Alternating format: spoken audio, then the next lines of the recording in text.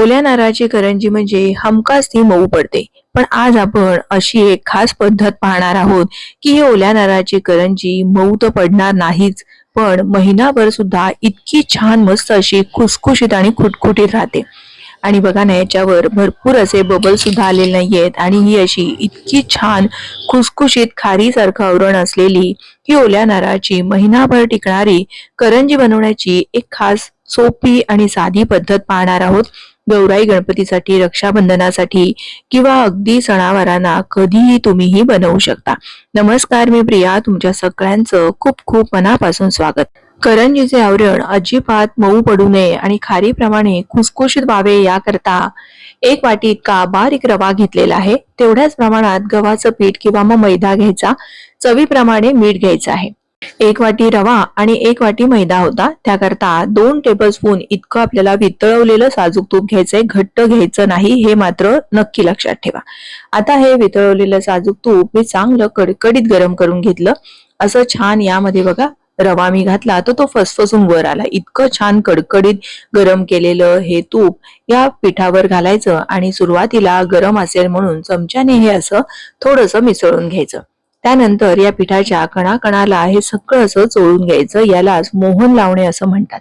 आता बघा, या पिठाचा छान असा मुटका वळला आणि फोडला तर फुटला इतकं छान असं मोहन लागायला हवं. 1 वाटीसाठी 1 टेबलस्पून तूप हे प्रमाण अगदी बरोबर आहे.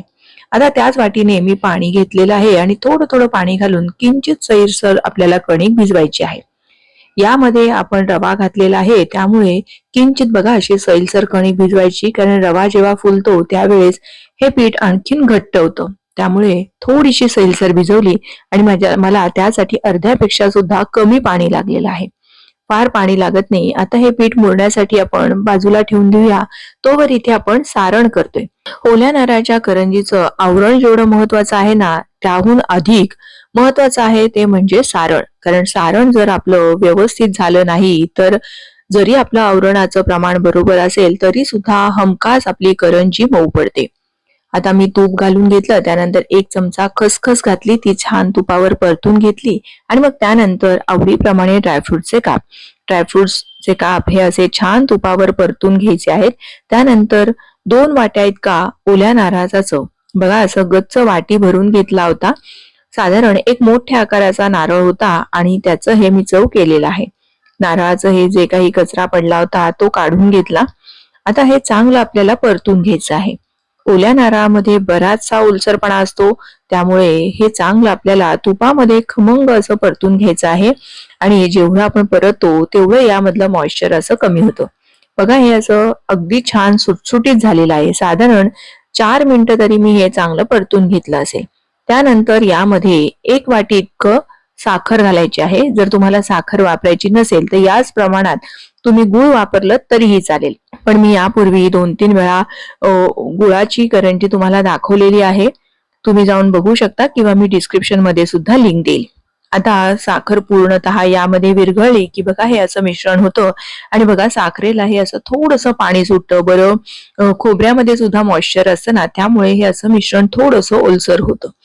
आता हे असं इतकं आपल्याला ओलसर ठेवायचं नाहीये, नाहीतर आपली करंजी हमखास मऊ पडेल. आता हे पुन्हा मी चांगलं एक 4-5 मिनिटं परतून घेतलं आणि पुन्हा पळीने हे असं दाबून पाहिलं तर बघा साखरेचं जे जास्तीचं पाणी सुटलेलं आहे ते येत नाहीये. याचाच अर्थ आपलं हे सारण बनवून तयार झालेलं आहे. आता यामध्ये छान अशी खव्यासारखी टेस्ट यावी याकरता 2 टेबलस्पून इतकं मी मिल्क पावडर घातलेली आहे. जर तुम्हाला मिल्क पावडर नसेल घालायची तर काहीही हरकत नाही. अगदी मी आहे म्हणून घातली. बरं, तुमच्याकडे जर एखादा पेढा असेल किंवा खवा असेल, मावा असेल तर तो सुद्धा तुम्ही यामध्ये घालू शकता. फक्त जर मावा किंवा खवा असेल तर तो आधीच चांगला परतून घ्यायचा आणि मग घालायचा. आता सगळ्यात शेवटी गॅस बंद करायचा आणि यामध्ये थोडीशी वेलची जायफळ पूड घालायची आणि हे चांगलं असं आपल्याला हलवून असं थंड व्हायला बाजूला ठेवायचं आहे. आता इथे आपलं पीठ सुद्धा बऱ्यापैकी आधीपेक्षा घट्ट झालेलं आहे. हे एकदा चांगलं मळून घ्यायचं आहे. आणि जर अगदीच तुमचं पीठ फारच जर घट्ट झालं तर मग छोटे छोटे तुकडे करून मिक्सर मधून जरी फिरवून घेतलं ना तरी चालेल, किंवा बत्त्याने थोडंसं ठेचून घ्यायचं म्हणजे छान असं मऊसूत पीठ तयार होतं. आता आपण याचे ना छोटे छोटे अशा लाट्या तयार करणार आहोत. मी अशी मोठी पोळी तयार केली किंवा साठ्याच्या वगैरे काहीही अशा करंज्या करणार नाहीये. अगदी साधी सोपी पद्धत दाखवतीये. तसे छोटे छोटे एक एक लाटी करू शकता किंवा मग या पद्धतीने अशी मोठी जरी लाटी केलीत ना तरीही चालेल. बघा पीठ आपलं बऱ्यापैकी घट्ट आहे, त्यामुळे या अशा तडा जाण्याची शक्यता असते. मी 3 हे अशा लाट्या मोठ्या तयार करून घेतलेल्या आहे. 2 कोरड्या व्हायला नको म्हणून झाकून ठेवायच्या आणि त्यातलीच एक मोठी लाटी घेऊन आपल्याला चांगली अशी मोठी त्याची पोळी लाटून घ्यायची. पोळी लाटताना मात्र अगदी पातळ अशी लाटायची. बघा अगदी माझं पोळपाट सुद्धा खालून दिसतंय. इतकी छान अशी पातळ आपल्याला ही लाटून घ्यायची आहे. आता एखादा ग्लास किंवा डब्याचं झाकण घ्यायचं आणि त्याच्याने आपल्याला या गोल गोल अशा पुऱ्या करायच्या आहेत. हे असं केलं ना म्हणजे भराभर एकदाच आपण सगळ्या पुऱ्या तयार करून ठेवल्या की मग आपल्याला करंज्या सुद्धा पटापट बनवता येतात. या अशा पुऱ्या एकदा रेडी असल्या की फारसा वेळ लागत नाही आणि पटकन सुद्धा होतात. बरं या ग्लासने असं जर जेव्हा आपण पुऱ्या करतो त्यावेळेस त्या ना एकसारख्या मापाच्या होतात आणि मग आपल्याला पुन्हा कातणीने वगैरे कापण्याची सुद्धा गरज लागत नाही. आता या अशा झाकून ठेवल्या. याच पद्धतीने बाकीच्या सुद्धा सगळ्या मी करंजीच्या पाऱ्या तयार करून घेतलेल्या आहेत. आता आपलं हे जे सारण आहे ना ते पूर्णतः थंड झाल्यानंतर बघा असं मोकळं सुटसुटीत होतं. जर तुमचं यापेक्षा अगदी कडक मिश्रण तयार झालं असेल तर मिक्सर मधून तुम्ही काढून घेऊ शकता. पण हे माझं मिश्रण बघा ना आपलं पाकातल्या रवा लाडूचं मिश्रण कसं होतं ना अगदी तसं तयार झालेलं आहे. त्यामुळे मला मिक्सर मधून फिरवण्याची वगैरे काही गरज नाही. पण अगदी असं कोरडं मिश्रण तयार झालंय. इतकं कोरडं मिश्रण तयार व्हायला हवं. आणि जर तसं झालं नसेल तर मग मात्र तुम्ही आणखीन हे थोडंसं परतून घेऊ शकता म्हणजे यातला ओलसरपणा कमी होईल. आता ही आपण या पद्धतीने अशी करंजी करून घ्यायची. एक बाजू दुमडून घेतली की मग सारण भरलं म्हणजे आपल्याला ते सोयीचं होतं. किंवा तुम्हाला जसं ज्या पद्धतीने आवडत असेल त्या पद्धतीने तुम्ही ही करंजी तयार करून घेऊ शकता. आता या करंज्यांना ना मी मुरड घालणार आहे. अशी मुरड घातली ना की दिसायला सुद्धा आकर्षक दिसतात आणि मुळात म्हणजे ना जेव्हा आपण तेलामध्ये त्या तळायला घालतो त्यावेळेस त्या अजिबात उघडत नाहीत. त्यामुळे या पद्धतीने बघा अशी ही मुरड घालायची आहे. इतकी छान सोपी मुरड आहे. पटकन तुम्ही सुद्धा घालू शकता. आता ही आपली एक करंजी बनवून तयार झालेली आहे. जर तुम्हाला अशी मुरड घालता येत नसेल तर पुन्हा आपली ही दुसरी पारी घ्यायची आणि ना नेहमीच्या करंजी प्रमाणेच करायची. पण एक बाजू कायम आहे ना अशी बंद करून घ्यायची म्हणजे सारण भरायला ना सोयीचं होतं. साधारण चमचाभर इतकं सारण भरलं आणि नेहमीच्या आपल्या करंजी प्रमाणे ही करंजी करून घ्यायची आहे. आपलं पीठ आहे ना बऱ्यापैकी घट्ट आहे. त्यामुळे जर काही असं व्यवस्थित चिकटत नसेल तर मग मात्र तुम्ही याला ना कडेने दुधाचं किंवा पाण्याचं बोट फिरवून घेऊ शकता. जर तुम्हाला कातणीने कापायचं तर हे कातणीने कापू शकता किंवा मग हे असं चमच्याने जरी त्याच्यावर वण उठवले तरी सुद्धा छान दिसतात.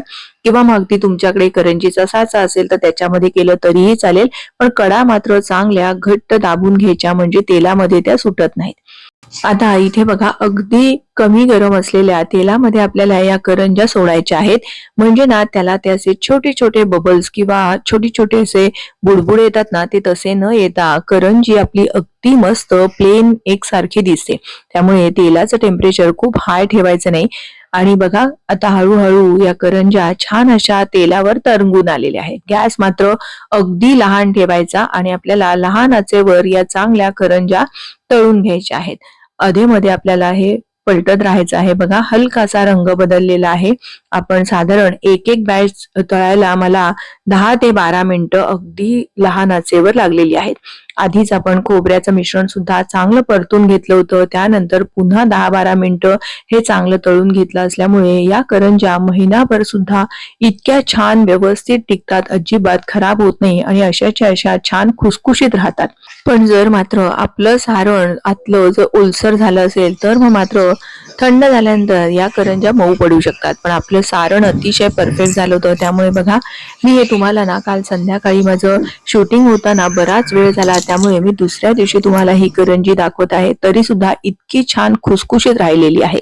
आणि जर अशीच्या अशी हवाबंद डब्यामध्ये ठेवताना मात्र झिपलॉकच्या बॅग मध्ये भरायची आणि मग त्यानंतर डब्यामध्ये भरून ठेवायची. असं केलं तर अगदी महिनाभर सुद्धा इतकी छान खुटखुटीत राहते. तुम्हाला ही आजची रेसिपी कशी वाटली, मी सांगितलेल्या टिप्स कशा वाटल्या हे मला कमेंट करून नक्की कळवा. व्हिडिओ थोडा जरी आवडला असेल तर प्लीज एक लाईक करा. या नारळी पौर्णिमेला किंवा गौराईसाठी तुम्ही अशा करंज्या करून पहा. पुन्हा लवकरच भेटूया अशाच एखाद्या छानशा रेसिपीसह. धन्यवाद.